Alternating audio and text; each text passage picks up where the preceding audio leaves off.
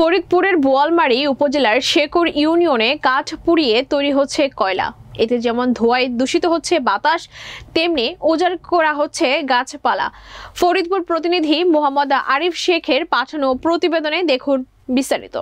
ঘটনাস্থলে ১৯টি বড় ধরনের মাটির চুল্লির মধ্যে পোড়ানো হয় গাছের ডাল ও কাঠ। প্রতি মাসে প্রায় ৯,০০০ মন কাঠ যা সংগ্রহ করা হয় জেলার বিভিন্ন এলাকা থেকে। এতে করে হুমকির মুখে জেলার বনায়ন ও বন্য পরিবেশ। তাছাড়া এলাকাটিতে থাকে প্রচুর ধোঁয়া যা দূষিত করছে বাতাস। জলবায়ু পরিবর্তনের প্রভাব যখন মানুষের কপালে চিন্তার ভাঁজ ফেলছে, সরকারের স্লোগান যেখানে সামাজিক বনায়ন গড়ে তোলা, সেই সময়ে শেকর ইউনিয়নে চলছে পরিবেশ দূষণ ও গাছ ধ্বংসের মহাযজ্ঞ।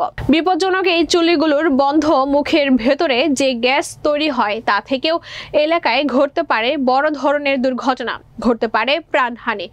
ক্যামেরার সামনে না এসে নাম প্রকাশে অনিচ্ছুক এলাকার একাধিক যুবক বলেন, প্রতিবাদ করলে মেলে হুমকি সহ নানান রকম বিড়ম্বনা।